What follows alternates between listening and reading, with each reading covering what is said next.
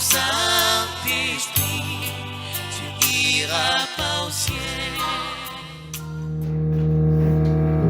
Que le Seigneur vous bénisse. Que Dieu vous bénisse. Nous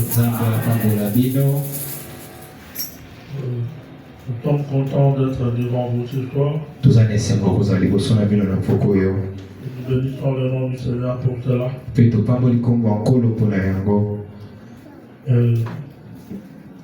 nous allons nous tenir debout pour un mot de prière.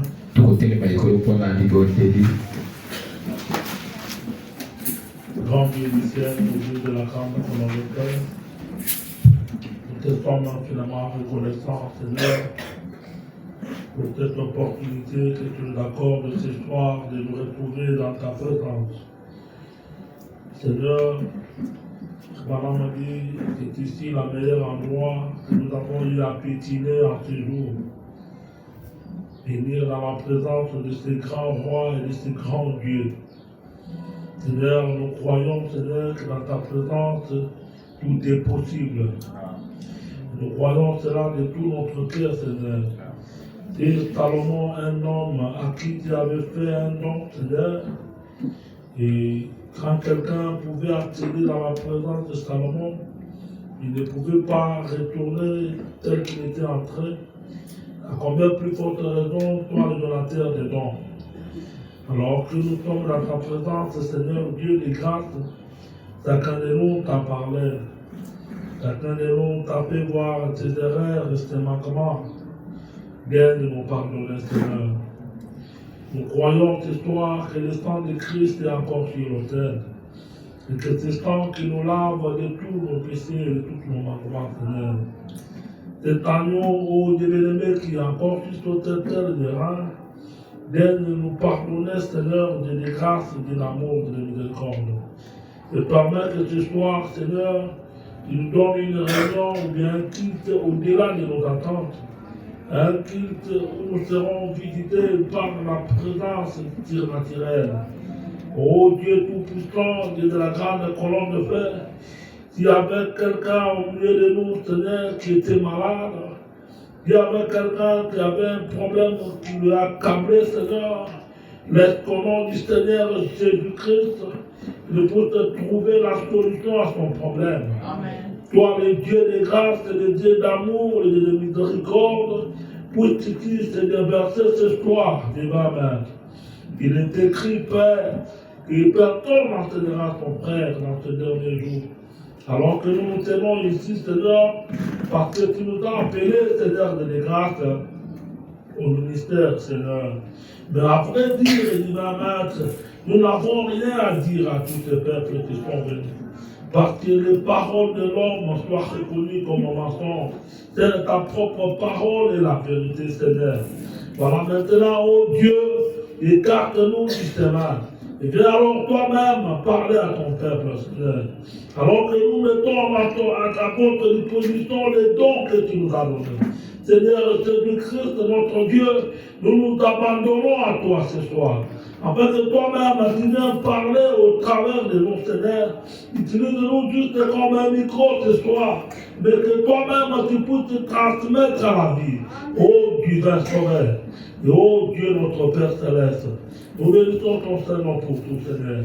Alors que nous voulons maintenant ouvrir nos Bibles pour lire les textes d'Écriture, viens alors de venir oindre ces quelques écritures que nous avons apprêtées pour ce soir.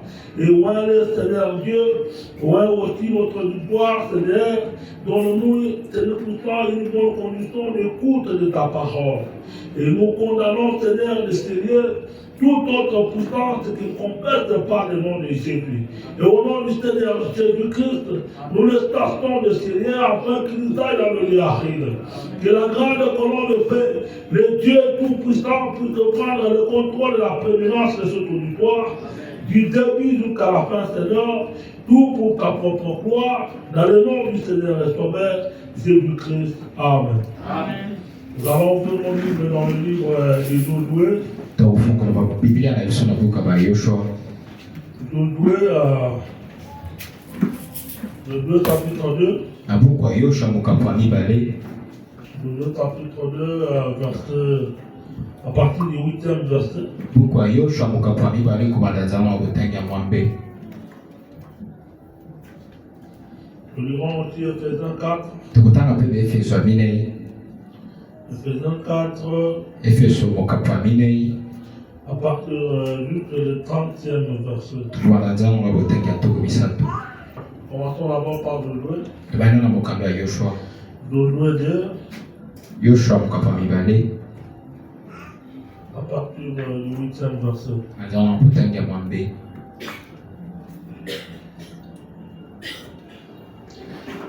Avant que les pilons se couchassent, Yamboete banongi balala. Rahab monta vers eux sur le toit. Rahaba matake pana bango na. Elle leur dit, Kolanda kopa bina bango. l'Éternel, Abi Yahweh. il céleste, vous a donné ce pays. Yahweh apesi bino mboka oyo. La terreur que vous inspirez nous a saisi. Abi kobangi so bino boza kotalisa isimbi biso. Et tous les habitants du pays tremblent devant vous. Pe bafandi nyonso ya mboka baza kolenga liboso na bino. Car nous avons appris comment, à votre sortie d'Égypte, l'Éternel a mis à sec devant vous les eaux de la mer. Po te biso tokaki ete na bobibi na bino Ejipito Yahweh akausaki mai liboso na bino. Et comment vous avez traité les deux rois des Amoréens au-delà du Jourdain. Pendeki na bobino bosalaki bakumu ya Amorei ya mibale wana na koleka Yordani. Sion et Og que vous avez dévoué par interdit. Sion pena ope wapi bino boliaki na kopekisama. Nous l'avons appris et nous avons perdu courage. Biso toyokaki yango mpe tobokisaki mpiko nyonso. Et tous nos esprits sont abattus à votre aspect. Pe milimo na biso nyonso ebetami to elembi kotalelaka bino. Car c'est l'Éternel votre Dieu qui est Dieu en haut dans le ciel. Po teza Yahweh nzambe na bino nde aza nzambe kuna likolo na Et yola. en bas sur la terre. Na mabele mpe lokola. Et maintenant je vous prie, jurez-moi par l'Éternel. Abisika na bone bino bolapa ndai na nzela ya Et Yahweh. vous aurez pour la maison de mon père Ete bokozala mpo na ndako ya tata na ngai. la même bonté que j'ai eue pour vous. Bolamu moko ngai nazalaki na moko na bino. Donnez-moi l'assurance que vous laisserez vivre mon père, ma mère, mes frères, mes soeurs et tout ce qui leur appartient. Abi bopesa ngai tika ete bokotika kobika tata na ngai mama na ngai ndeko na ngai boya mpe ndeko na ngai basi mpe na nyonso ezala bango. Et que vous nous sauverez de la mort. Mpe bokobikisa biso na kufa. Ces hommes nous répondu, Bato na bayano ye. nous sommes prêts à mourir pour vous. Biso topene mpo te tokufa mpo na bino. Si vous ne divulguez pas ce qui nous concerne. Biso bopanzi te sekeli na biso. Et quand l'Éternel nous donnera le pays, Mpe ntango Yawe akopesa biso mboka. nous irons avec toi avec bonté. Tokosangola yango na yo elongo na bolamu mpe na Elle bosembo. aurait pu descendre avec une corde par la fenêtre. Po boye akitaki mwa singa moko boye na nzela malilingisi. Car la maison qu'elle habitait était sur la muraille de la ville. Po te ndako ye panda ekofanda ezalaki nde na efelo yengumba. Elle leur dit, Pavi na bango. allez du côté de la montagne de peur que ceux qui vous poursuivent ne vous rencontrent. Bino bakende na mopanzi ya ngomba na likama ete baza kolanda bino bakanga bino. Cachez-vous là pendant 3 jours. Alipopo banakula na mikolo misato. Jusqu'à ce que l'histoire de retour. Après cela, vous suivrez votre chemin. Kino bato wana bazonga wana nsima bino bokokoma mobembo na Et bino. comme lui dit, Mpe batongo babina ye. voici de quelle manière nous serons quittés du serment que tu nous as fait faire. Abitala lolenge ya biso tokobilongola na ndai osaleli biso Avant yango. d'entrer dans le pays, Abina bokoti na bino ya mboka. attacher des cordons du fils Kamadi à descendre. Abi bino bokanga basinga oyo ya motani oyo nakoloba na balingisi.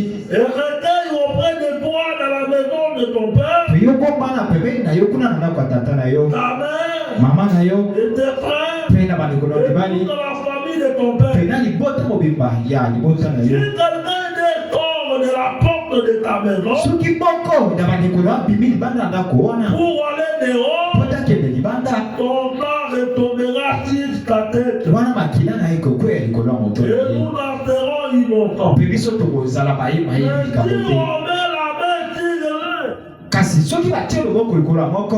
sur l'un quelconque de ceux qui seront avec toi, Batie loboko likolo ya moko atako nani yango bayeba kozala elongo na yo. ceux qui seront avec toi dans la maison, Bayeba kozala elongo na yo na kati ya ndako. ton sang retombera sur nos têtes. Wana makila ya bango ekokwea likolo ya moto na Et si biso. tu divulgues quelqu'un qui nous conteste, Bisoko panzi sekele ya itali nous biso. n'aurons qu'une discernement. Biso tokotika tokolongwana ngai yoyo. Ce qui nous a fait faire. Oapi osali te biso tosali la yo. Et asseyez-vous pendant que nous lisons ce 54. Bofanda tango toza kotanga Efeso ya minei.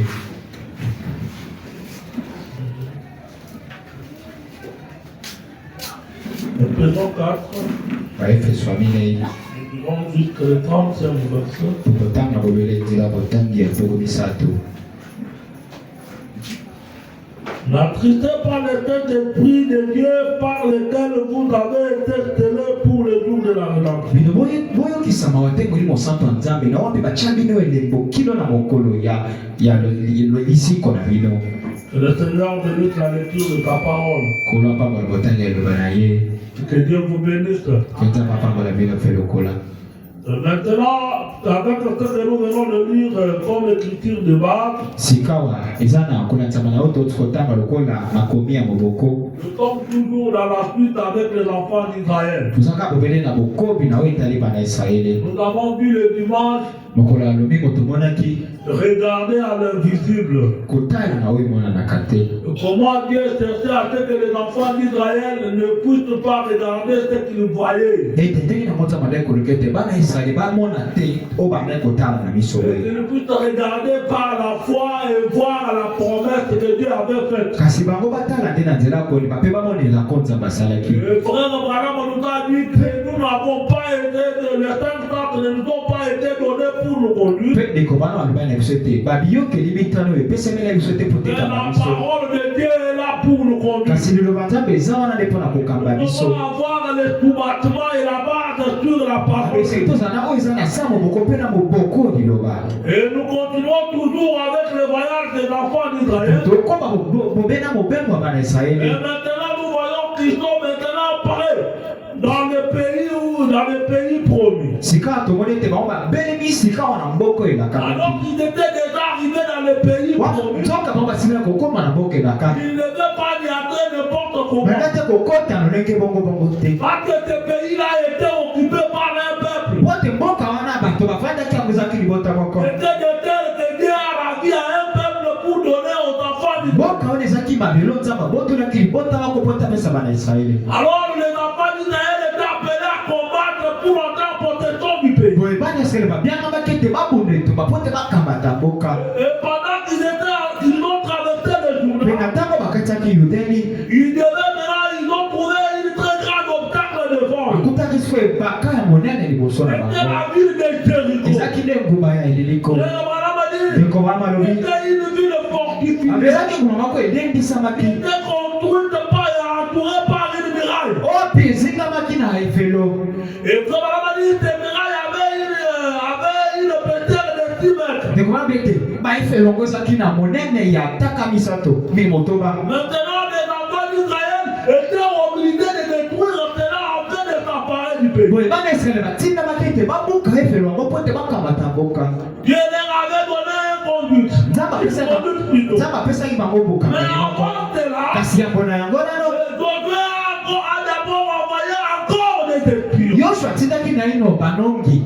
Les espions sont venus pour espionner le pays. Banongi bakendaki po ete banonga mboka. Pour voir quel a été Jéricho. Po ete bamona Yeriko yango eza lolenge nini. À quoi ressemble Jéricho à l'intérieur. Bamona ndenge yango Yeriko na kati ezali. Et lorsqu'il a envoyé des espions, Ntango atindi banongi mibale oyo sont entrés à la ville de Jéricho. bango bakoti na engumba Yeriko. Et les gens de Jéricho ont découvert que c'était des espions. Mpe bato bafandaki na Yeriko bakondolaki ete bazalaki Ils ont banongi. commencé à pourchasser des espions. Bakomaki po kolanda bango.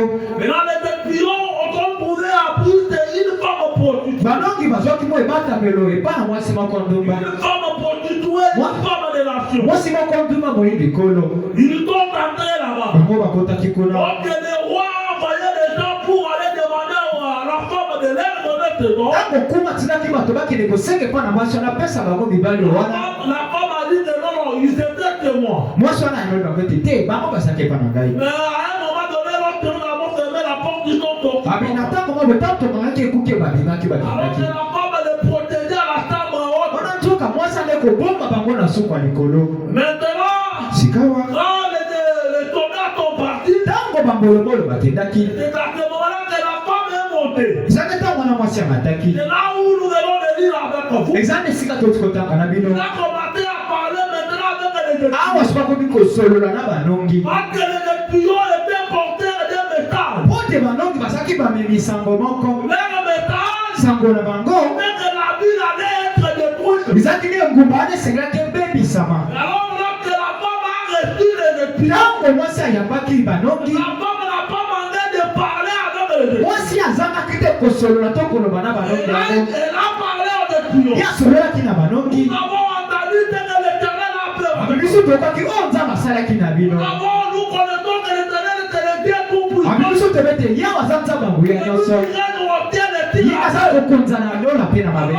Nous avons perdu courage. Abino tobungisi mpiko nyonso. Mais moi, je vous ai protégé. Abi kasi ngai nga na bateli bino. Alors, promettez-moi aussi que lorsque vous viendrez, alimonaka mpe ntango bokoya vous me protégerez moi. ete bokobatela ngai Vous oyo protégerez aussi ma mpe femme. bokobatela mpe libota na ngai. Amen. Amen. Nous allons parler sur mon sujet de toi, mokonza na ngai na pokwa lelo de l'intégrité par le cordon du filtre à moitié. ezali nde bokengi na nzela ya senga botani. L'intégrité par le cordon du filtre à moitié. bokengi nde na nzela ya singa oyo ya botani. Ils ont parlé avec la femme prostituée. bango banongi basolaki na mwasi ndomba. La femme prostituée a demandé à ce qu'il ne garantisse la vie. mwasi nde basenge bango ete bakoka kolaka ye ete bakobatela ye. Maintenant, les espions, bongo banongi ils n'avaient pas d'autre chose à faire que leur redonner le filtre à moitié. bazalaki lelo mosusu ya kosala bobele kopesa bango singa botani. Parce que lorsque les espions étaient en Égypte, pote ntango banongi bazalaki kuna na mboka lorsque ejipito. les enfants d'Israël étaient en Égypte, ntango bana israele bazalaki kuna na ejipito. ils avaient été protégés sous le filtre à moitié. bango babatelamaki na nzela ya senga botani. Si le filtre de la camouflage, wana na nzela ya elembo ya botani le sang de l'agneau, ezalaki nde makila ya mwana ils mpate. avaient que l'ordre de critères de sang, babaki ete ntango mwanje bobomi akokita dans ta colère, ete bakanza na ye devant les tigres, ntango akomona elembo vers le courant, wana boye akobungisa ils mpiko vers le piquant. wana boye abungisi mpenza Les bokasi. tigres, ils se sont dit, eza nde bongo babilobelaki ils ont dit à la femme, babepa na mwasi ils voient le filtre à moitié, bemoni singa botani ils oyo voient les participants de 6, abi ils voient les participants. yo esengeli obaka yango awa boye Là où nous allons sortir, abi mopati oyo biso tokobemela il participera cette filtre. okokanga yango wana etembela mopati Et wana c'est toi visible. mpe yango emonana na C'est biso à toi remarquable au sein de tout. na miso ya bato nyonso yango De emonana manière à ce que lorsque nous viendrons, na lolenge ete ntango biso tokoya lorsque nous allons commencer à détruire, ntango tokobanda siko koboma to kobebisa personne n'écoutera cela. moko ta kosimba yango boko. Amen, l'église. Amen. C'était pas les espions. ezalaki wana nde banongi Ils avaient été délégués par Josué. bango batindamaki epa na yoshua Ils ont parlé avec cette femme. basololaki na mwasi wana Une femme de mauvaise vie. mwasi moko abomo ya mabe. Comme on l'a dit, la femme prostituée. lokaki toloba ete aza nde mwasi ndumba Mais cette femme, ce qui m'intéresse ici, kasi eloko ebendi ngai ya boye ebendi mokili na on a ngai dit qu'il a écouté les messages. ndekomaba ete ye mwasi wana yokaki batinda be na Il a sango reçu les messages. ye ayambaki sango Maintenant, après avoir reçu les messages, nsima na ye koyamba sango cela ne suffit pas tellement. yango ekokaki kaka te Comme vous avez cru le message du temps de la foi, lokola mpe bino bondimeli sango cela atanga n'est suka pas terminé. yango esuki wana te esili te Maintenant, après avoir reçu les eza messages, nde nsima na bino koyamba vous sango pouvez maintenant appliquer les styles. esenge na bino suka botya elembo Parce que c'est tous les styles. eza nde na se ya Et elembo tout sera sous la sécurité. te okozala na kati ya bokengi Beaucoup de notre plan. ebele bato babilela lelo Oh, chez nous, il y a la sorcellerie. babilelo epa na biso Alors, kitoko ezali dans notre famille, il y a beaucoup de na sorcellerie. libota na biso Mais kitoko là, eza c'est pour ebele te dire ce soir, tikanga na bono na pokwa il lelo y a un lien de sécurité. eza na esika moko ya Un bokengi lien où les sorciers ne peuvent pas toucher. eza na esika moko bapaka Il y a un lien où il y a un abri. eza na esika moko apiko Où batelama ezali personne ne peut vous toucher. bimeto moko tokoki kosimba Et bino ce lien-là, mpe esika yango pour les dînes comme ezali na se ya à mokokani des coups d'histoire. kasi na se ya makila Un instant. po ete makila Quel instant? wana makila nini yango oyo Quel instant?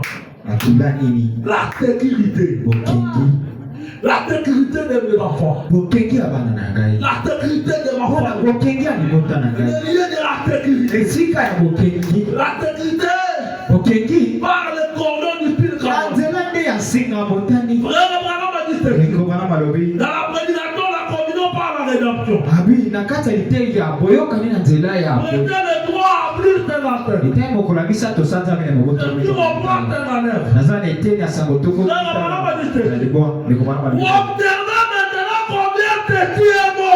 abi botala sikoyo na ino ndenge nini yango yango eza kitoko Avant de terminer tout d'abord, bokosilisa nano nyonso la tenue de route, wana toloba jenis rousse la couleur rouge, wana motani langi ya motani ça signifie quelque chose pour nous donc. yango eza kondimbola eloko moko mpona Le biso rouge signifie le danger. motani elingi kolakisa nde likama C'est un mauvais signe que de voir le rouge. yango eza elembo moko mabe ya komonaka langi ya Cela motani signifie stop. yango eza kolimbola ete makila Il y a un danger. ete eza na likama moko On dit le rouge dans la Bible, wana mpe motani na bibilia c'est une couverture. elimboli mpe mwa ezipelo moko Le rouge, c'est l'expiation. wana motani eza bolongolambi Le rouge, c'est la sécurité. wana motani eza nde bokengi Vous trouvez-vous bomikanisa dans la prostituée arabe? ete ntango mwasi motumba Le oma temps de espions allait de dire corps de travail. wana kitisaki bamanongi na nzela Pour singa la motani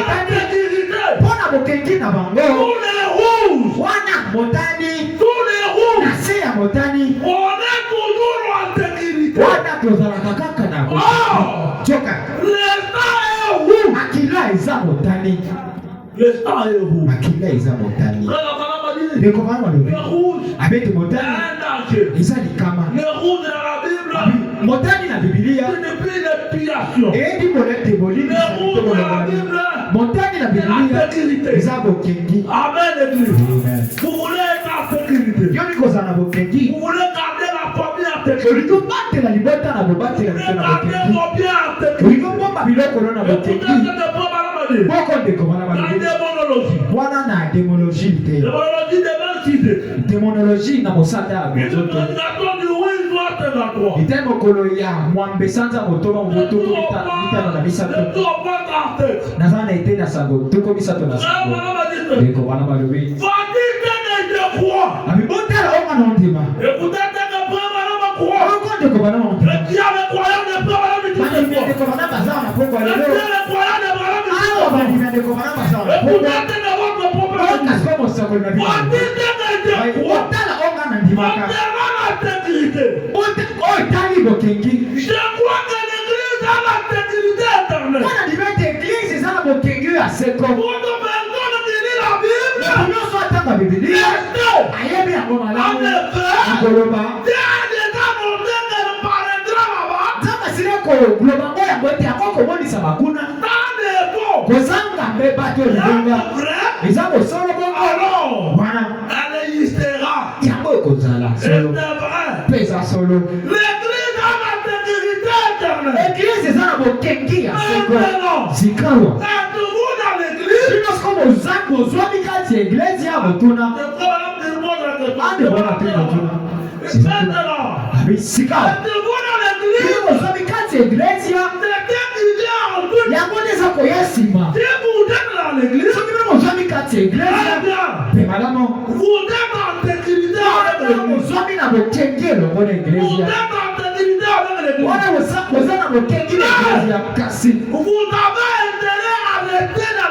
wana bino boza mpena na litombe eta kotika na kati ya eglise boza na litombe kotika na kati ya eglise pendina wasiko bokota na kati ya eglise ya botuna de wana pimiskodina bokota kati ya eglise pitako olobela ntina eglise botala te ndako boye botala te bamanzanza nyonso oyo eglise eza nde moto moko malobi boye mpe nini obili bokota na eglise eza na nzela kopesa mwa mbota lobongo te topesa nde akokomisaka kolona na motango te biso nyonso tobatisama na kati ya molimo moko mpona kotonga nzoto moko nzoto wana Calvario. C'était le corps de Jésus. Yango ezalaki nzoto ya Yesu Kristo. Et nous sommes baptisés dans un tel esprit. Mpe biso tobatisami na kati ya molimo yoko. Amen. Et nous sommes baptisés dans un tel esprit. Mpe tobatisami na kati ya molimo Pour yoko. former ce corps-là. Mpona kotonga nzoto wana. Nous avons la dignité de Dieu. Toza na bokengi ya seko. Amen. Si nous sommes dans ce corps-là, soki tozwami kati ya nzoto ce wana. corps-là de Christ, Nzoto wana Kristo. nous sommes en dignité. Bongo toza na bokengi. Là même si on dit, Wana ata kosoki balobi. je vous dis, c'est un sorcier de derrière. oto mpenza ndoki ya mosanda mpenza C'est suka wana. un sorcier de demandeur. Ye mpenza ndoki ya Il monene. ne peut pas vous toucher. Atako bongo akoki kosimba Parce yo que vous te. êtes en sécurité. Po toza na bokengi. Frère, voilà ma dit. Yekomona balobi boye. Il dit, Alobi. nous sommes en sécurité quand Abi même. toza na bokengi ya seko. Tant que nous sommes dans le corps de Christ, Wana ntango tozwami kati ya nzoto ya Kristo. rien ne peut pas nous en séparer. Eloko moko mpe kokabola biso na On yango. ne fait rien contre nous. Wana bakoki kosala eloko moko te kotelemelaka biso. On ne fait rien contre nous. Bakoki eloko moko te kotelemelaka Une biso. fois nous sommes dans le corps de Christ, Ntango kaka tozwami kati ya nzoto ya là Kristo. nous sommes en sécurité. Wana toza siko na bokengi. Personne ne peut nous toucher. Ntango moko tokoki kosimba biso. Rien ne peut nous arriver. Atako eloko moko te ya mabe koki kokomela biso. Amen, l'église. Oui, oui. Rien ne peut nous Eloko arriver. moko te koki kokomela biso. Rien ne peut nous arriver. Eloko moko te koki kokomela Si biso. Dieu n'a pas permis, Soki nzambe apesi ndingisa te. si Dieu n'a pas permis, Soki nzambe apesi yango ndingisa rien te. ne peut t'arriver. Eloko moko te kokomela Là, yo. voilà ma dit. Likobala balobi boye. Il dit, Alobi. si vous entendez que Abi soki bino na motaka ete. si vous entendez par votre propre volonté, Soki bino bobibi libanda nango na nzela mokano na bino moko. si vous sortez en dehors du corps de Christ par So votre bobibi propre libanda volonté, ya nzoto ya Kristo na nzela mokano na bino et moko. on dit que Mpe na bongo mpenza na ndimi si ete. vous êtes dans le corps de Christ, Soki ozwami kati ya nzoto ya Kristo. on dit que Jésus est ressuscité des morts. Wana solo mpenza ndenge Yesu asekwa katikati ya Vous baweli. ressusciterez aussi. Wana yo mpe okosekwa. Dieu a déjà compris cela. Nzambe asili kokokisa yango. Amen, l'église. Nous allons continuer. Ndeko bana makomi bado. Vous ne pouvez pas pécher. Abi bongo soki bozwami okoki kosubuka te. Voilà, voilà, voilà. Ndeko bana Si malobi. vous êtes dans le corps de Christ, Soki bozwami kati ya nzoto ya vous ne Kristo. pouvez pas pécher. Okoki kosubuka te. Amen. Tout est qui est dedans. Soki ozwami kati. Vous pouvez voir le mal que je fais. Yo kokomona mabe onga na Vous osala. pouvez voir le péché que moi je fais. Okoki komona masumu onga na Et osala. quand Christ te regarde, Kasi ntango Kristo vous atala. pouvez voir tes Aomona ngai mpenza nayebi vous likambo. pouvez voir tes histoires. Aomona ngai mpenza nayebi likambo. Zanga lisumu. Oui, oui, vraiment, Yo ndeko bana balobi. si vous êtes dans tes corps là, Soki bozali kati ya nzoto vous ne wana. pouvez pas pécher. Okoki kosumuka te. Peut-être qu'à manger, Bamisusu na miso na bino. je peux être un péché. Nakoki kozala mosumuki na miso na Je bino suis bato. en Christ. Kasi nga nazali kati ya Je ne Kristo. le vois pas. Nzambe omona masumu yango Parce te. que je péché pour l'expiation. Po ete Je péché pour l'expiation. po ete masumu yango elimbisami. Ton temps fait l'expiation. Makila na ye eza kolimbisa Fait masumu. l'expiation de péché là-bas. Mpe makila kolimbisama masumu ezwami kati kuna. Yokobala bilomoni. Je ne peux pas pécher. Abi ngai nakoki te kosumuka. Celui qui est né de Dieu ne pratique pas le Abi péché. oyo akotami na Nzambe asalaka masumu Parce te. qu'il ne peut pas Po pécher. ete ye akoki kosumuka te. La demande de Dieu demeure en lui. Momoto ya Nzambe yango efandi kati na ye. Voyez, Omoni il est prêt. ye abelemi. S'il commet une erreur, Soki asali mo libunga moko. éternellement, Wana solo mpenza. il est tout de suite prêt à l'avouer. Ye na ntango wana abelamu mpo ete atubela Il yango. est un vrai chrétien. Soki aza mokristo Il solo le fera. akotubela. S'il est chrétien, Soki abombami. s'il est chrétien, Soki abombami. il montre par là qu'il n'y a rien à lui. Wana ye akotalisa wana te eloko kati na ye. Au départ, Wana na ebandi. c'est exact. Eza solo. C'est exact. Eza mpenza elongobani. C'est exact. Elongobani. Comment dire? Ndekomana balobi. C'est exact. Abi Il elongobani. n'y a rien à lui. Abi wana eloko te ezwami kati na Il ye. n'y a rien à lui pour combattre. Wana na ebandeli aza ntango te na eloko na ye kati. C'est un vrai Kasi chrétien. soki aza mokristo solo. Vous êtes en sécurité. Wana yo ozwami na bokengi. Mais vous avez fait la chose. Kasi osali Omoni libunga. Au lieu d'avouer. Yo ne sikolo batoto bela.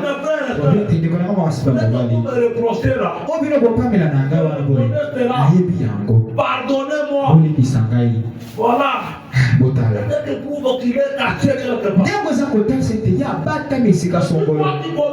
Ce Soki osko salima bakambo. tout le monde connaît que diable. Ona batonyo so bayo te yo siliko sala. On a demandé pardon, c'est tout un problème. Ona tako senga bolibi sezali kambo. Il n'est pas en sécurité. Wata yo zwami na bokengite.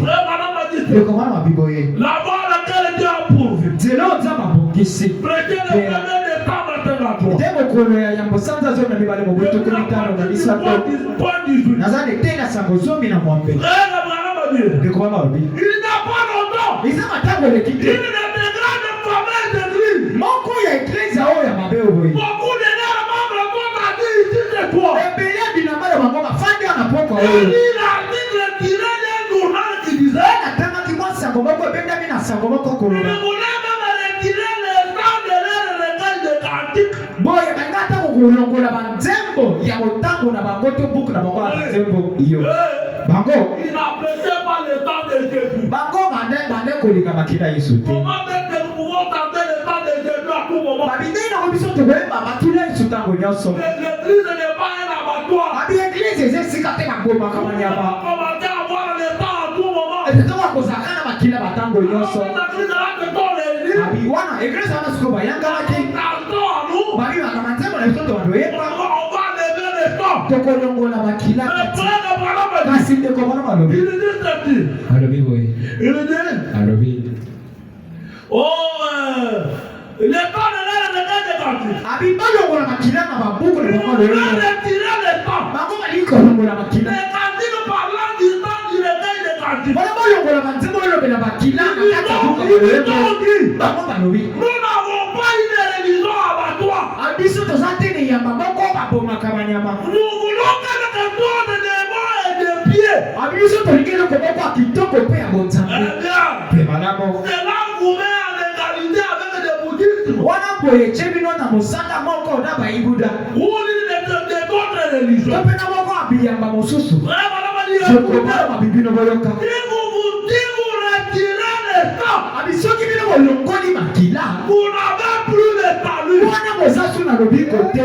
C'est tout. Esili. Pas de tel instant. Pote bobele makila. Nous plutôt le salut de Dieu que par la vie. To mpe lobiko yaka bobele na nzela ya Et bomoi. la vie est dans le temps. Bomo eza kati na makila. Et le temps a été au Père. Mpe makila esili ekobonzama. Et ce n'est que par le bidon de temps. Mpe ezali na nzela kosopi makila. Il y a la rémission de péché. Eza na bolimbisi ya masumu. Il y a la vieille rémission. Tala ya yango mpenza ya À l'ancienne kala. monde, Wana na boyokani ya il y kala. a brisé d'histoire. Obi yango esopami nde na makila. Battez-moi. Wana eza nde ngai bongo. Parce que Dieu a regardé là-dessus. Nzambe atalaki kuna likolo. Et il a accepté cela. Mpe andimaki yango. Et le temps a été répandu pour nous. Mpe makila yango esopamaki mpo na biso. Et nous devons accepter cela. Mpe esenge na biso tondima yango. Iyo. C'est ça là où il y a le problème. Wana nde esika likambo ezali. Nous devons accepter le temps de esenge na Dieu. biso tondima makila ya yesu kristo. Beaucoup de gens croient au temps de Jésus. ebela bato baondimela makila ya Mais yesu. ils n'acceptent pas le temps de Jésus. ondima yango mpenza solo te. Frère Abraham a dit, ekoma malobi. nous devons accepter cela. abe esenge na biso tondima mpenza C'est solo pour yango. laquelle il y a beaucoup de gens. nde ntina ebele bato eza na bato ebele. Ils s'attendent bizarre à la maison. ntango kaka azwi mo momekano moko boye ya katakata na ndako. Là où il a déposé ta Bible, akokende place akitisaki tu ne bibilia na ye. trouves pas ta Bible. soki akuti bibilia na ye Et te. pas de Jésus. abi makila yesu. makila yesu. makila yesu ye koloba. Le temps de Jésus. makila ya yesu. Quel est le temps de Jésus? makila ya yesu nini yango wana. Amen l'église. Quel est le temps de Jésus pour vous? makila yesu nini yango yo obenga. Oh, le temps de Jésus. o makila yesu. Oh, le temps de o Jésus. makila yesu. C'est vrai. eza solo. C'est le temps de Jésus, c'est la sécurité. ete makila yesu eza nde bokengi. Alléluia. Amen. Le temps de Jésus, c'est la sécurité. makila yesu eza bokengi. Mais le temps de Jésus, c'est kasi quoi? makila yesu eza nini. Est-ce que vous avez accepté ce temps de Jésus? bino bondimi solo makila yesu yango. Est-ce que vous l'avez accepté? solo bondimi yango. Vraiment, on va dire ceci. ndeko bana On malobi. 3, 19. naye Eh, alors, ng'ombe le temps de paix d'accepter cela, kaka mosala ya kondima yango ne pouvait pas. yango ekoki te Oui, iyo le temps de l'accepter, le temps de Dieu ne kodima pouvait kopema pas. makila ya yesu ekoki te Dieu doit confirmer qu'il vous a accepté. nzambe esengeli ya tatoleta ndimi yo Voilà le problème. botala nde likambo Vous pouvez l'accepter. yokoki kondima na yo Mais makila alors, les conditions que lui vous accepte, wana masengi oyo nzambe apesi yo boye les conditions que lui vous accepte, wana soki ye kaka ndimi yo bongo vous avez accepté. yo ndimi no makila Vous avez accepté le temps de Dieu. ondimi makila yesu Pour avoir la sécurité. po tozala bokengi Parce que tu sais que c'est dans le temps de Dieu. po tebe tezali na kati ya Et makila nous yesu avons la sécurité. nde toza na Que bokengi nous sommes protégés. te wana tobatelami Et vous avez accepté le temps de Dieu. mpe yo ndimi makila yesu ekobala malobi Cela ne suffit pas. abi yango ekoki Il te faut que nous aussi vous accepte. esengeli mpe nzambe andima yo Est-ce que Dieu vous a déjà accepté? moto na nzambe asila kondima yo mpe Est-ce que Dieu vous a déjà accepté? nzambe andima yo mpe Alléluia. ekobala Il malobi vous accepte. ye mpe andima yo Il vous donne dans son royaume. wana tio elembo na bokonzi Par na le yo baptême du Saint-Esprit. nzela libatisi ya molimo mosantu Alors, wana vous avez la sécurité. oza sika wana bokengi eza te mosala kokakaka makila yesu makila yesu te Il faut que vous acceptez le temps. nzenge na yo ndima solo Vous dites makila que vous l'avez déjà elobe te osili Est-ce kosala que yango le Seigneur vous a accepté? obie tondimi kasi yawe kona ndimi yo Est-ce que Dieu vous a accepté? nzambe andimi yo motuna Vous avez déjà accepté, on ne refuse pas. ye osili kondima yango toboyi te Voyez le message. ondimi sango Est-ce que vous avez déjà aussi accepté? solo ye mpe andimi yo mpe Vous allez me dire. ndeko wana Alors vous êtes en sécurité. wana boza siko na bokengi wana boza na bokengi Tout au bout de la rédemption. kino na mokolo ya lisekoli eza sembo N'attrisez pas le Saint-Esprit de Dieu par lequel vous avez été scellés. moyokisama wate molimo santo nzambe na nzela wapi botyami Vous elembo comportez la veille. kino na bolamuki yango eza Non, koya non, non. te bongo te Tout au bout de votre rédemption. ote kino na mokolo ya lisiko na bino Et c'est juste. mpe yango eza Il sembo n'y a pas de haut et de bas. eza te na oyo ya likolo to mpe ya se Assez de tortille. wana komekaka kobima Vous avez réellement en Dieu. wana okoti solo kati na nzambe Et vous êtes réellement en lui. wana soki ozali solo kati na ye Pas si vous imitez quelque chose. eza te soki oza komekola eloko moko Mais si vous êtes réellement en Christ, kasi soki oza solo kati na kristo vous n'avez même que le toit. oza kobei na moponami moko Vous avez livré tout votre cœur. wana yo okabi nde motema na yo mobimba Est-ce que vous avez livré tout votre wana cœur? solo mokabi mpenza motema na yo mobimba motuna C'est là où il y a le problème. eza nde wana esika likambo ezali Vous avez accepté le temps de Dieu. yo ndimi makila yesu On ne refuse pas. oboyi te Vous êtes venu au message. yo ye na Vous sango avez accepté le temps de Dieu. ondimi makila Est-ce yesu que lui vous a accepté? ye sikoyo andimi yo mpe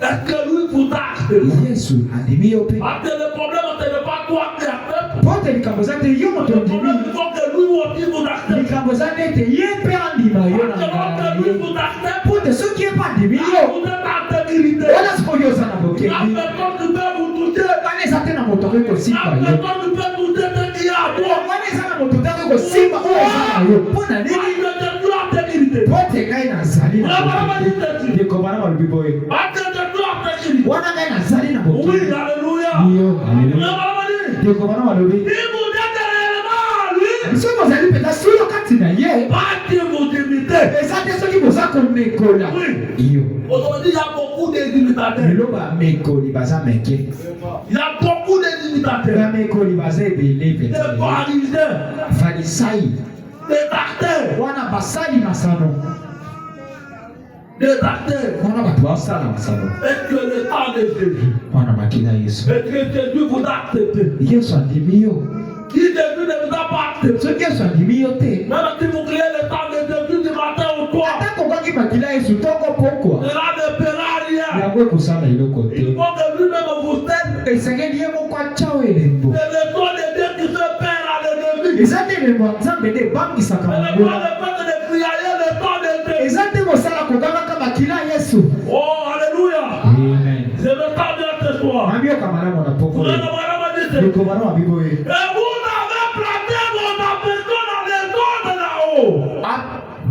Vous n'avez planté vos affections dans les zones là-haut. Wana mochimbo liko na bino na biloko ya likolo. Et vous pourrez avec patience la régaler. Wana bino bokima penzana motema lombango penza kuna na bisika babuka kamabanga. Il y a ouvert devant vous. Wapi foko mi liboso na bino. Frère, madame dit amen. Ndikuwa bi amen. Oui. Iyo. Oui. Iyo. C'est nous que je dois accepter. Moto esandimi. Qui est en sécurité. Wapi azali na bokingi. Le temps de Jésus. Makina Yesu. C'est le message du temps. Eza sangwa kwa suka. C'est le temps qui est le temps de Jésus. Ezale makila o ndeza makila Yesu. Parce que la vie, Pote bomo e. la vie qui était dans le sang. Bomo ezaki kati ya makila. C'est le message de l'œil. Ezale sangwa C'est tango. la qui vous donne la vie. Tango epesa bino bomo e. Donc vous satisfaisez au message. Eza tango sepelisi sango. Et lui aussi vous accepte. Depe ya ndimi yo. Le problème ce n'est pas que vous avez accepté. Likambo za tete yo ndimi. Oui, vous êtes venu. Iyo yo ye. Vous avez fait un pas bien sûr. Osali litambe moko kokendaka liboso. Ye kasi. Vous acceptez. Andimi yo. Quand il vous accepte, Tango ya ndimi yo. il vous met une marque. Achio elembo. Il vous paye. Achio elembo. Oui, Iyo. il vous paye. Wana achio elembo. Vraiment, on m'a dit. Dekobala Dans malobi. la prédication, pourquoi crier pas? Nalite pona nini koganga loba. Prêtez le 4 octobre cette année. Ite mokolo mine sanza zomi mobutu Et tout kubita na le monde libwa. est ailleurs. Ite na sango tu kubita na. Vraiment, on m'a dit. Dekobala malobi. Elle n'a pas dit. Ya loba kite. Cette femme-là, Mwasi wana loba kite. la femme Rahab. Mwasi mwarabe mwasi wana. Rahab a écouté le message. Raba ya yokaki Il bameli a sango. écouté. Il a reçu l'humeur. Ye ayambaki. Le rumeur du Dieu de Ya yokaki la Moïse. akoki basangwa nzamba Mose. Et il est venu. Bayaki. Lorsque les disciples, les espions sont arrivés, Tango banongi bakomaki. ils lui ont montré la chose derrière. Wana bayisaki ete oyo yoki wana eza solo. Est-ce que vous avez entendu? Abi obile boyokaki. C'est une réalité. Eza bosolo. De d'autres bientôt. Abi sikala mingi te. Cette ville sera de Abi nguba oyo ekobebisama. Rahab. Rab. Il a reçu le message de son jour. Ya yambaki sango ya mokolo na Et ye. il fallait qu'il soit à l'abri. Kasi esengelaki azala na se ya kobatelami. Alors comment Rahab devait être à l'abri? Sikondeni nango Rab esengelaki azala na se ya kobatelami. Si elle n'a pas appliqué le titre, Soki ye atie elembo te. parce qu'il n'avait pas autrement de le protéger. Po ete lolenge mosusu akobatela ezalaki te. Imaginez-vous une ville comme Jéricho. Kobatala na engumba lokola Yeriko. Et une ville qu'on a détruite par Dieu lui-même. Eza engumba wapi nzambe moko abukaki Vous tabebisaki. allez vous souvenir. Po ete bakomikanisela Et ete dit à Josué, ete nzambe bakepa na Yoshua.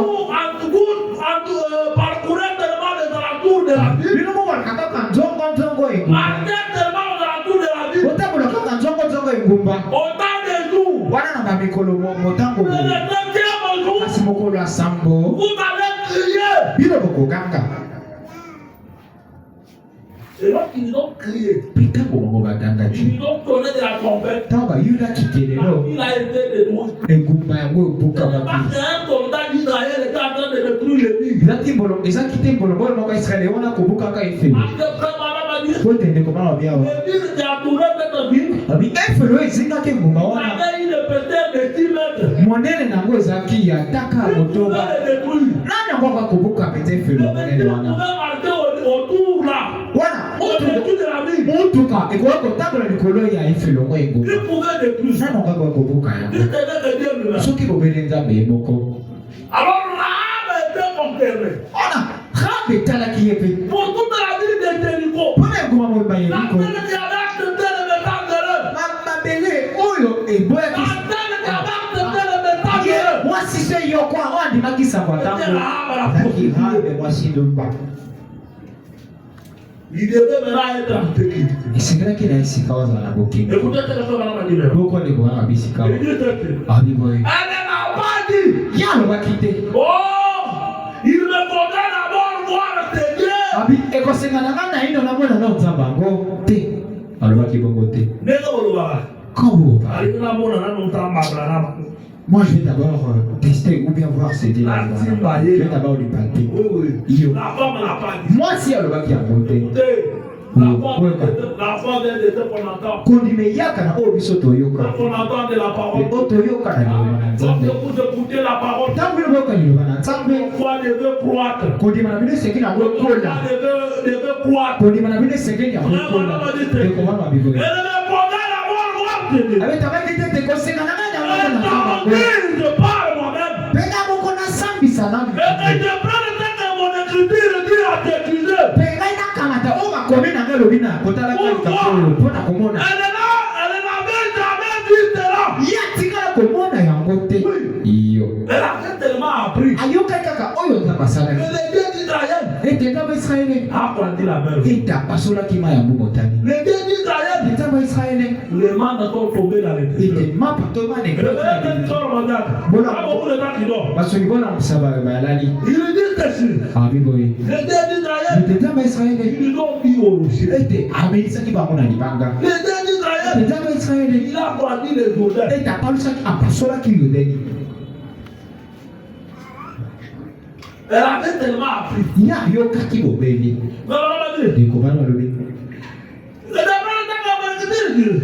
Elle n'avait jamais vu cela. ye amonaka yango te Mais la voix vient de ce qu'on entend. kasi kokondime wutaka na oyo Et ce toyoka qu'on entend de la parole de mpe Dieu. oyo toyoka na liloba na Et nzambe elle a cru. mpe yandimaki Quand tes paroles ont été reportées à Josué, ntango maloba oyo bamemaki yango pa yoshua mais moi Josué veut dire kongo yoshua alingi koloba sauver mobikisi comme Jésus. lokola yesu Quand elle a pu reporter à Jésus, ntango maloba ememaki epa na yesu loin de Dieu, mopakolami na nzambe il a été permis que ta maison soit épargnée. ye apesaki ligesi ete ndako na bino yango ebolongwama to ebombama Quand le sauveur a dit, ntango mobikisi alobi quand le sauveur a dit ntango mobikisi amoni que la femme a accepté ete mwasi andimi sans avoir dit, kozanga ye te amona et que nous sommes ensemble ici. biso toza elongo eglise Combien peser le mot que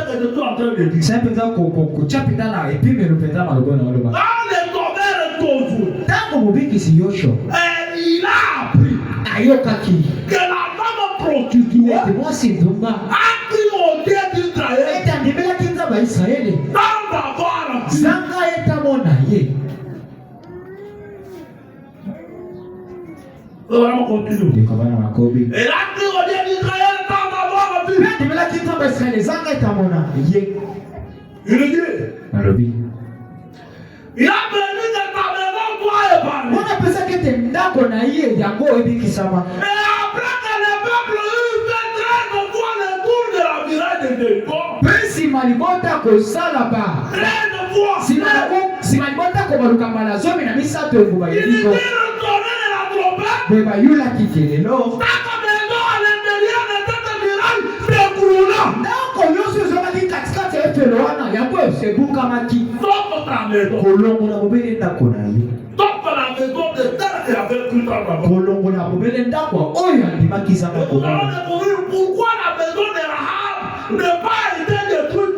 mpe tokokundula mpo na nini ndako ya rahabe yango ebukamaki te Parce que nous sommes tous d'accord que la ville de Jéricho n'a pas été détruite par les enfants d'Israël. mpo te basa biso tondimi ete ndani egumba to bandako ya yeriko yango ebukamaki te bana bana Frère, madame dit, ndekomana malobi les mêmes armes détruites. babimonje bako mobomi Il était descendu en Égypte akitaki na ejipito pour tuer les premières naisses. atamboma bana yambo ya Les ejipito mêmes armes qui étaient descendues à Jéricho. eza monje bako moko akitaki na yeriko Le madame dit ici. ndekomana malobi awa Continue. akobi Il dit, alobi ta maison est pas épargnée. ndako na ye ebikisama Et après que le peuple eut fait 13 fois le tour de la nsima libota koboluka mbala misato engumba cette muraille s'écroula, wana efelo ebukamaki sauf ta maison. bobele kolongola ndako na Parce qu'elle avait cru, wate yandemelaki avant d'avoir vu quoi qu'elle t'apporte, ete yambo na yango na ndako eloko nini yango elle avait accepté cela. yandimaki yango Elle avait dit, mpe alobaki ils sont des serviteurs de Dieu très haut. ami bango baza basali ya nzambe aleki likolo Elle était une femme de nation. mpe azalaki mwasi ekolo Elle n'était pas une femme juive. ye azalaki mwasi moyuda Elle était une femme de nation. azalaki mwasi moko ya ekolo La madame Et comment Je devais recevoir cela sur cette base que j'ai entendu cela. Abigana sigana yamba ngoko na chamaka na muboko alengo ngana yamba Je vois cela. Gaina debia. La voix vient de ce qu'on entend. Kodi meuta na oto yoka. Elle avait entendu cela. Yoka kiyambo. Elle a cru cela. Dimela kiyambo. Elle a accepté cela. Dimaki yango na motema. Vraiment, Mali. Et comment Elle malobi? remarquait. Botala. Ils ont dit. Bango balobaki. Le pourquoi maintenant nous voyons pourquoi ta maison a été épargnée. Siko motuno tina pona lina ngone mulebisa. Kitomo na siko. Ndeko abibotala. Ils ont entendu des mots comme on dit. Bango akamoki singo ya botani. Avec le gars qui nous a pris du temps. Na opio kisaki biso na nzela na yango. Attendez-la à la fenêtre. Moka mango na badingisi. Ces roues représentent le temps de Jésus. Abi botani o langi oza botani sa makila Yesu. Amen. Et vous avez compris pourquoi ta maison ne peut pas écouler? Bomoni sikotina ni yango ndako na ye eboka makite. Lorsque l'ange de la mort est venu. Ndako mwanja kufa yake. Lorsque le destructeur est venu. Ndako mobebi sito mobomi Il y ayaki. avait un signe sur la maison de la prostituée. Akutaki ezaki na elembo moko liboso ya ndako mwasi loba. Mpe elembo yango ezaki nde singa botani. Lekobana malobi. Babi singa botani. Bade kotanisa makila ya Yesu. Ezaki nde makila ya Yesu nde batelaki ye. Kasi ezali na sa makila ya Yesu nde tozala. Mwati azaki na botengi nde na nse ya makila ya Yesu. Lekobana malobi. Akobi koloba. Alobi. Wana timo pina njana kwa kitisa kibiso. Yo kakama na badidingisi na yo. Montani ya weza kotali sa makila ya Yesu. Bolimbisi to bolongoli. Amen. Amen. L'expiation. Bolimbisi. C'était un signe. Izaki elembo. C'était qui fait la différence entre vous et les dénominationnels. Yango neza kosala bokese kakata pena baba bobongiseni. C'était qui avait fait la différence entre les vapeurs d'Israël et les Égyptiens. Yango neza ki bokese kakata bana Israël pena ba Égypte. Lorsque l'ange de la mort est venu, Ndako mwanja kufa yaki. les vapeurs d'Israël étaient protégés tout le temps. Bana Israël ba batela kina sa makila. L'ange ne pouvait pas frapper dans la maison. Moi je vais te kobebisa ndako na Mais bango. lorsqu'on trouve une maison dans le temps de Jésus, Sitawa bakutinda kobako zanga makila Yesu. l'ange est obligé de frapper. Moi j'atina makia abeka. Amen. Amen. Est-ce que nous sommes ensemble? Biso tozalongo. La sécurité Bokengi. dans le temps de Jésus. Kati ya makila Yesu Kristo. Comment on dit? Eko wana Mais tu malobi. ne vas pas bien comprendre. Tunasa boso Est-ce que nous sommes ensemble? tozalongo. La parole dit Jésus. Eko wana wabiboye. Il dit Jésus. Alobiboye. Alléluia. Amen. Il dit. Alobi. Alléluia. Elle avait vite accompli un miracle. Ye mona ki kokokisa. Kokokisa maila kama kwa. Des éléments de peur. Anatima ikolonda. L'Israël de représenter le temps de Dieu. Pimo tani adeko tesa de makila Yesu Kristo. L'expiation. Bolimbisi. Et dans ta maison, Pendako nyonso. à l'intérieur de cette miraille, De la kati ya efelo oyo. tête de poulet pour la maison de la Rahab. Yango koya ki kolonga bolinda kwa Rahaba. Il était au-dessus de la miraille. Opinda kwa mwezaki likolo ya efelo. Dieu l'a honoré. Nzamba pesaki lokumu. Elle a vu accomplir là un miracle au titre de la vie dans tête de la mer rouge. Ye amonaki liboso na ekokokisama. Likamo moko ya monene koleka tako bokautima ya mbu. Cette femme ici, Masho. elle a cru Adimaki. que les enfants d'Israël ont marché à tête Ete bana Israël batambolaki nzanga dans kopola. la mer rouge. Na mai ya bomotani. Elle n'avait jamais vu Ata nana mona yango te. une femme de mauvaise vue, Mwasi moko ya mbomo ya mbilo. une prostituée, Mwasi ndumba. mais elle a cru tant avoir vu. Kasi andimaki zanga komona. Comme elle a cru tant avoir vu, Lokola ye andimaki zanga elle komona. a honoré ta foi. Zanga apesaki kondima na ye Elle lokumu. a protégé. Mpe abatelaki Elle ye. a mis en sécurité. Zanga atiaki ye na bokengi. Mais voilà, on dit ceci. Likomana walobi boye. Il dit, Alobi. il dit, Alobi. Dieu l'a honoré. Zanga apesaki ye lokumu. Elle a vu accomplir le miracle au titre de la vie dans cette de la mer rouge. Ye monaki bikamo moko kokokisama koleka monene atako bokamusima ya mbu. Car la main de Jéhovah était sur cette petite maison mokeo pour la protéger. po ete batela ye Elle avait accepté la dose. ye andimaki eloko yango Les rois de Dieu.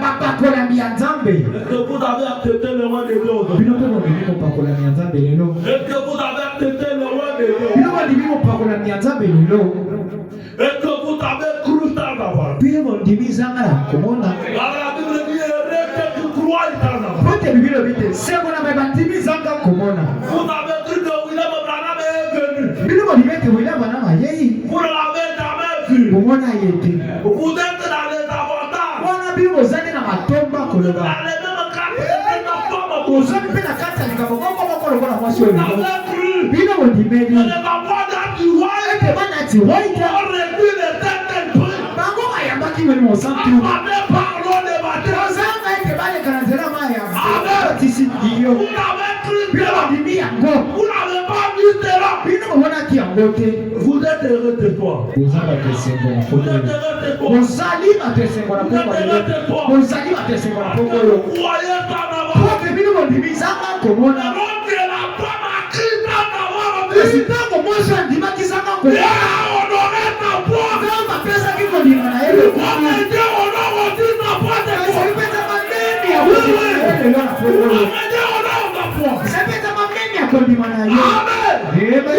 iyo Dieu a honoré notre voix de toi. ezakela memi ya kondima na biso na poko Nous oyo avons crié biso ta mpe voix. tondimeli zanga komona Nous avons dit un peuple de la biso mpe toza mpe libota moko ya bayebi kolo Amen. Amen. Ça va me dire? nekomona balobi Oh, alléluia. Amen. Il a dit, il a honoré ta voix. amemiaki kondima na ye Il a accompli les miracles. nakokokisa bitango monene Car la main des hommes était dans cette petite maison. po te oluka yo opesaki likolo ya ndako ya moke oyo Pour les protéger. po te batela ye Elle avait accepté la ye chose. andimaki eloko yango Les rois de Dieu. bapakolami ya Les nzambe serviteurs de Dieu sont allés là-bas. basali ya nzambe bakendaki kuna Les rois, bapakolami elle a cru cela. andimaki yango Avant d'avoir vu le miracle, yambo na ya mona bikambo elle avait cru la chose de toute façon. mpe ye andimaki eloko yango atako lolenge Et nini elle avait accepté mpe cela. andimaki yango na motema Amen. Amen.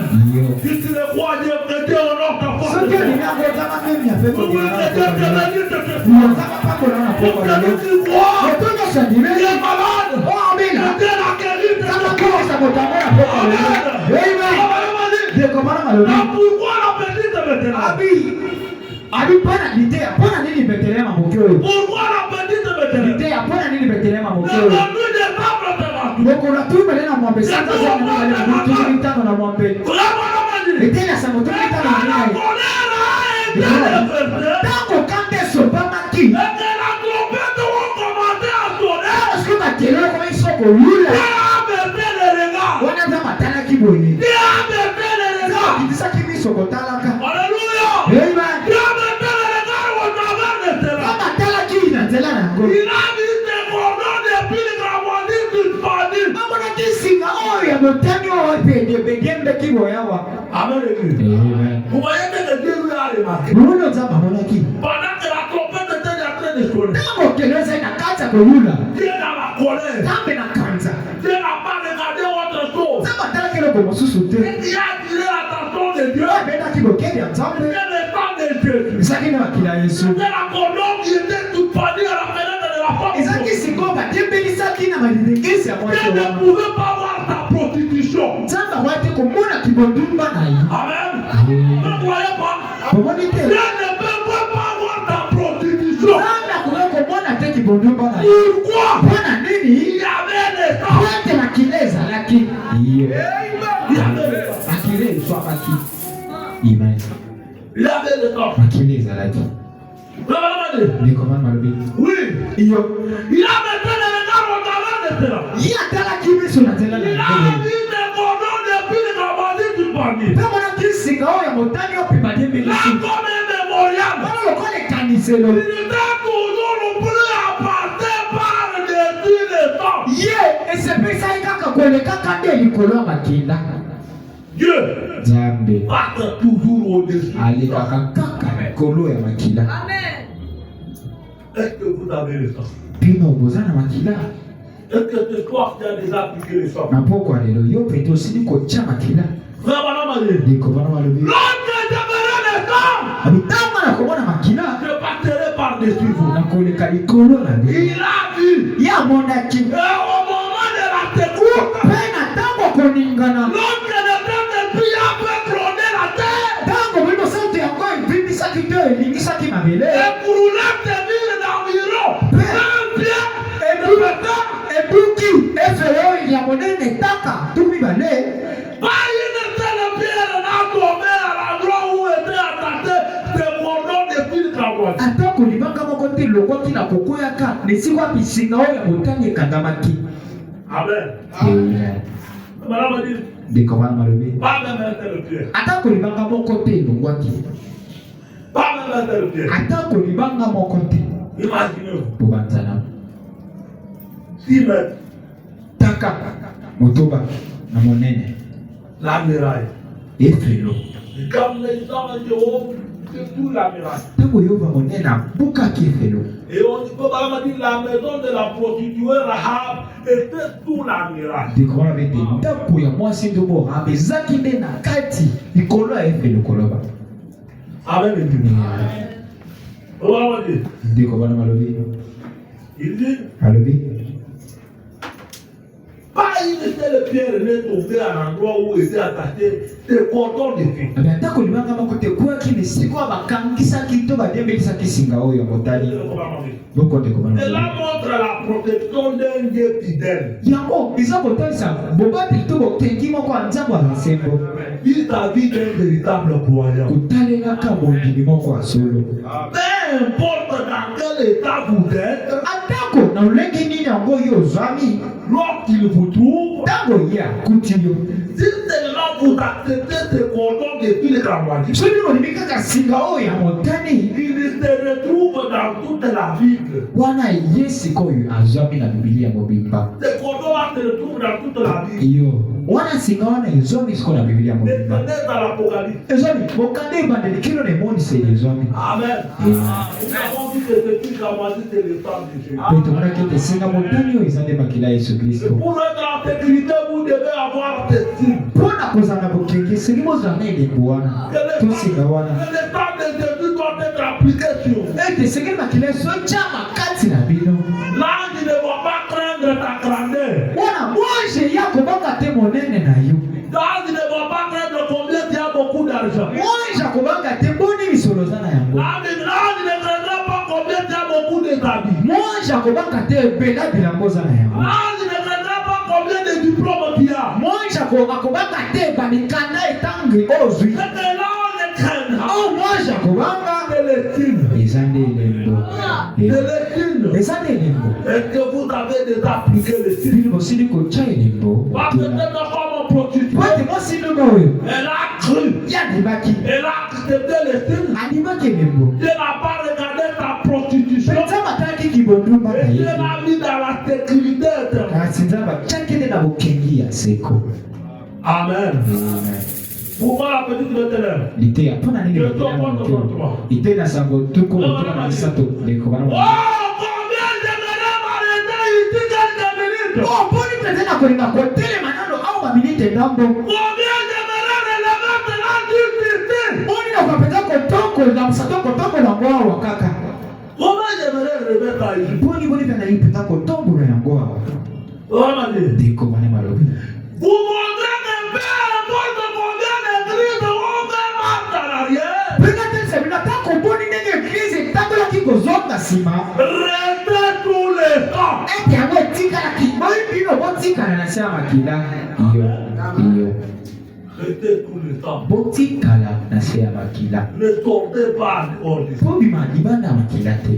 Le temps protège. Makila ebatelaka. Le temps de la sécurité. Makila eza nde bokingi. Amen. Frère Branham a dit Ndeko bana balobi.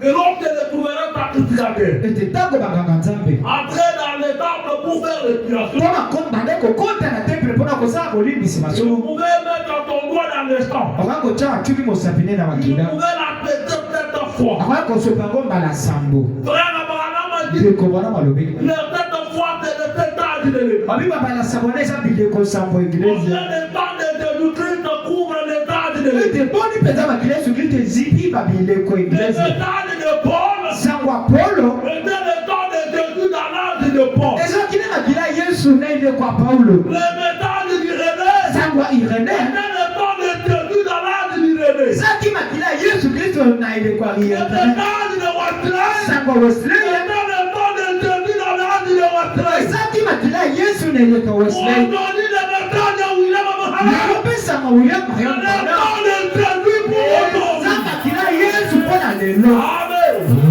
Oui. Iyo. C'est le temps de Jésus. Eza makila Yesu. Ça va dire, retarde tout l'instant. Ndeko abete botika na tse ya makila. Appliquez les choses. Bocha elembo. Ça va dire, Ndeko bana ma. voilà l'endroit où il faut demeurer. Botele sika seli ko lumela. Dedans ou dehors. Na kati to pe libanda. En haut ou en bas. Se to pe likolo. Quoi qu'il arrive, Ata ko nina gogo gokoma. votre toi, Pe ko iko zala nini yango. retarde tout l'instant. Bila botika na tse ya makila. Mais pardon, Kasi wana. Naomi Naomi. avait pensé qu'il était préférable d'aller se joindre à un autre groupe. Ye abandaki te ezaki mpenza malamu ya kokende koyanga na toka mosusu. Avec des problèmes. Nzoka bango bazalaki na makambo. Oui. Iyo. Parce qu'il y a des gens quand ils ont des problèmes. Po teza na bato ntango akomi na likambo to azwi likambo. Les baba. Okute pa na babato ya baba. Okute pa na bamalemba kuna. Des voilà, on était en train d'accepter le bougie rouge. Okute kuna na wenzela kaza kosombaka baboji ya En motani. train d'accepter les parfums. Wana kaza kosombaka malasi. En train d'accepter le polyester. Wana na kaza kosombaka oyo basombaka bokoloba. Il est en train de péticher. Yo oza na kati ya kosala kisoloka. On va dire. Ndeko bana mala. N'importe quoi qui arrive là. Atako eloko nango ekokoma. N'importe quoi qui arrive. Atako nini nango ekomi. Restez dans le temps. Botika na kati ya makila. Restez tout le temps. Botika na se ya makila. Il dit, étant donné qu'ils avaient des problèmes, Wana ntango abazali na makambo. ils n'avaient pas de peine spirituelle, Wana bazaki na lipa molimo te.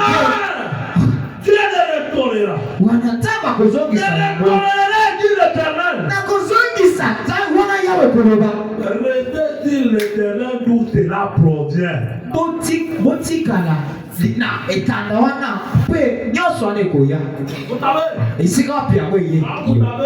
quand vous avez votre téléphone, Ntango oyo oza na ntongo na vous yo. pouvez appeler, Olingi kobenga moto. vous pouvez partir dans des milieux les plus reculés là. Bato bakalaka na bamboka koloba. Et quand il n'y a pas la connexion, Bamosusu oyo mpenza singa esalaka na motema. vous trouvez là où il y a la connexion. Bana kokobunda na esika ozwa Quand ntango vous ozwi. trouvez là où il y a la connexion, Ntango ozwi esika eza koleka. vous allez encore où? Wana okesuwa. Restez là. Tikala place eza koleka. Ape wana yo obenga.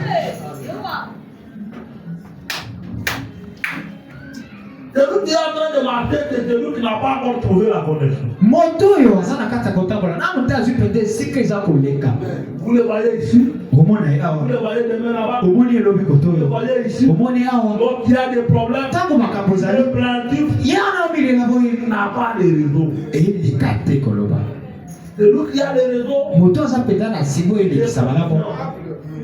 peu importe les problèmes qu'il a, Ata koleka baza na bakotika. dès qu'il a les réseaux, Ayebi te aza na singa eleka quand il malamu. appelle, partira. Abi soki apende ekoleka.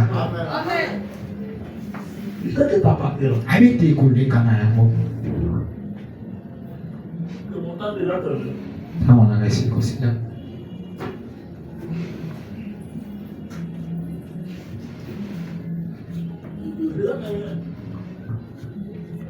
Oh là là. Bon, je prends un peu d'huile. Naokabata minute ezonene. On va dire, Ndeko bana balobi. restez sur le terrain d'où cela provient. Botika na etanda esika yango likambo euti. Dieu te garde puis te remet dans la tête. Lite ya nzambo abatamaka mpe amikundolisaka. Restez les Akobikitisa. directement tout en toi. Ite mokolo azomi na sango sanza misato mobutu misato na Au misato. fin To mitano na misato. la convertir. Eteni ya sango kama mine toko mibale na sango. Ndeko bana balobi. Maintenant, Abi sikao. écris Iglesia. dans les messages qui viendront Na sango ekoya. à partir de ce soir, Komanda na poko oyo. ne demandez pas de le voir. Ozanga te komona yango. Il va voir cela. Komona sikoni nango de. Voyez, Bomoni. voyez, Bomoni. dans quel jour nous vivons. Comment on a mis colonie en bois biso tobika. Et souvenez-vous, Comment mécaniser là? les temps de Jésus-Christ Et makila Yesu Christ. apporte le péché tellement loin de vous Yango ekememaka liso obele mosika na yo. que Dieu n'a même plus souvenir. Eke nzamba sata bote na libanzo na yango. Il enlève toute tâche. Wana makilero mona motono nyonso Le abile. péché avait laissé une trace cramoisive. Wana lisu botika kimo motono moko ya motani. Il l'a lavé Wana makile sokoli et yango. a rendu blanche comme neige. Pe komisa yango pembe lokola libanga mabele. Alors devant le trône, Wana liboso ya. Wana liboso ya gwende. je suis parfait en lui. Ngai napongi mpe kati na ye. Est-ce que vous le croyez? Bondimi yango. Est-ce que vous le croyez? Bondimi yango. C'est pourquoi à tout moment, les mêmes péchés là, vous les confessez tous les jours. Eza neti na nini? Lisu moko na ntango nyonso otubela yango kaka. Les mêmes péchés là qui le confessent tous les jours. Lisu moko otubela yango ntango nyonso. C'est devenu comme un mini-boire ou devenir catholique. Ekomi lokola kozongela maloba mayingu mpe. Azana likambo. Nga naza na likambo. Azana likambo. Moi j'ai un problème. That's why those are Azana likambo. Tu l'as. Tout le temps, toi tu as toujours un problème, ça ne te finit pas. Lorsque vous avez tort, Tango yo za na libonga. vous avez reconnu que vous avez posé du tort à Dieu. Mpe okondole te yo osali mabe epa na nzambe. Vous lui demandez pardon. Osengeza te kolibisi. Le madame a dit, croyez. Ndeko ete mondima Il ne vous a pas. etalibisi bino mpe esili. Amen. C'est pourquoi je dis, madame a dit ici, Ntango ndeko bana olobi awa. par Jésus, moi je suis pas. Na nzela ya Yesu okabaka na boyo nabongi mpe. Parce que Dieu ne voit pas mes erreurs. Alipo te nzambe amona mabunga na ngai te. Quand Dieu me regarde, Ntango nzambe otala ngai il voit le fil cramoisi. amona singa motani. Il voit le sang de Dieu. Amona makila ya Yesu. Il voit le signe. Azomona elembo.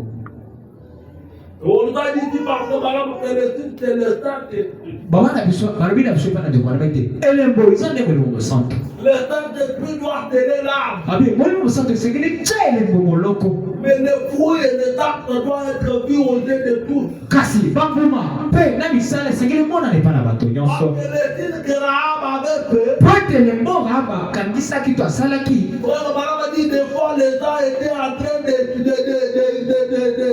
de se moquer de lui. Ndeko wana bete ba mosusu ezalaki na bato bane na kati ya koseka Mais yango. regardez cette prostituée, elle est en train de mettre là-bas. Po tala ndombo eloko atia kuna tala. Mais il ne savait pas. Kasi bayebaki te. Et frère Abraham a dit, Mpe ndeko bana balobi. dans la famille de Rahab a eu la vie sauve grâce à leur sœur. Abi libota mobimba Rahaba yango ebikisamaki na nzela ndeko na bango ya mwasi. Rahab a reçu le message de l'heure. Po ete ntango Rahaba azwaki sango ya ntango Rahab n'a pas gardé ça pour elle-même. Rahaba abombaki sango yango te mpo na ye moko. Rahab est allé appeler son père. Rahaba akende abengi tata na ye. Et son père a cru. Mpe tata na ye andimaki. Il est venu dans la maison de Rahab. Ayaki na ndako ya Rahaba. Il a parlé à sa mère. Asalobeli mama na ye lisolo. Mama ye bandimi. Il est venu dans la maison. Mpe ayaki na Il a ndako. parlé à ses frères. Abi mpe na ndeko na mibali. Tout celui que Rahab pouvait parler. Moto nyonso okaboka kozwa na ye. Il avait cru au Mpe message. opandimelaki sango. Il n'avait qu'à venir dans la maison de Rahab. Wana angeka bobela ye na ndako ya Rahaba C'est te. la seule maison où il y avait la sécurité. Po ete eza bobele ndako moko boye. Ezalaki amen. La seule maison où il y avait la sécurité. Eza bobele ndako moko bokenge ezalaki kati. Le Mpe lelo seul lieu où il y a la sécurité. esika bo moko bokenge ezali. Le nom de Jésus. Eza nde ndako ya Yesu Kristo. Le nom de Jésus. Mpe elembo ya Yesu C'est le Kristo. message de l'élève. Yango eza nde sango ya ntango. Amen. Combien de tes frères n'ont pas encore cru ce message? Mpo nini bandeko na mibali bandimeli sango oyo te? Et de fois qu'ils ne même pas parle pas de ce message. Yo kutu olobelaka bango te na ntina sango. Rahab l'a prostituée, n'a pas fait comme toi tu fais. Rahab mwasi nduba sala kitende ngo sala. Lorsque Rahab était en sécurité, Tango Rahab azaki na bokengi. il n'a pas voulu laisser ses frères mourir. Yani ngati kotika bandeko na ye ya mibali Il bakufa. nous a parlé de William Abraham. Alobelaki bango na tina William Branham. Dieu nous a envoyé un prophète. Abiti tamba tindeli biso mosakoli moko. Dieu nous a envoyé un message. Abiti tamba tindeli biso sango. Amen. Amen. Amen. Chrétien, Kristo. et il nous dit qu'il se transmet de quelqu'un à l'autre. Eza bomoi moko ya kokabolanaka kolonga epai na moko epai na mosusu. Et Dieu n'aime pas les croyances stériles. Nzambe alingaka bandimi oyo baza likomba te. Je ne sais pas si tu as déjà pris le message qu'on a-t-il amené à la croix. Wuta yo dimelisa ngo bato boni okumbi bango na liloba. Je pense que toi-même, quand tu ne mènes pas une vie exemplaire, Po ete yo moko obika bomoi moko te opesa lokola eya lokola ndakisa. voilà pourquoi tu as honte d'amener des gens. Tala ntina oza mpe na soni ya kokumba bato bandima. Alors que la Bible dit, Nzoka bibili elobi nous devons être comme les stèles. esengi na biso tozala lokola mungu. Avec qui les stèles perdent la saveur, Soki mungu ebungisi langi na yango to ils deviennent inutiles. bongo ye akomi azangi ntina. Vous avez la saveur, Soki oza kaka na wana na mwa eleki na yango boye les gens vers vous. ekobenda bato epa na yo. Chers frères et sœurs, bandeko nanga basi ya libali as-tu déjà appliqué le sucre? yo osili kotya elembo As-tu déjà le temps de yo osili kozala na molimo mosantu ate bientôt, très bientôt. po ete kala mingi te mpenza Et même ange de la colère, mwanje moko moko akanza il viendra pour le triste. akokita mpona kobebisa to koboma solo T'atterras le feu. mpe balo sikoyo ekozala moto Peut-être partout t'atterras le feu. balo sika oyo ekozala moto Les gens ne vont plus entrer dans la maison de Rahab la pauvre. wana bato bakota so te na ndako rabe mwasi etomba Et les gens t'auront pris en haut. kasi bato nde bakokamatama likolo Mais pour dévier la force de la pesantesse, mpona kopesa kobeta mo ndenge ya bokaso ebendaka pour na se avoir une scène magnétique en toi. mpona kozala na mwa benanga moko ekobenda kati na yo Le grand démon descendra dans les gens. ntango ema monene kokita kuna na Vous mipepe serez attiré vers le haut. kobendama Que likolo le Seigneur vous bénisse. kolakola bino Tenons-nous debout. totelema likolo Tenons-nous debout. totelema likolo Je vais entendre quelque chose. balingami botina biso lito moko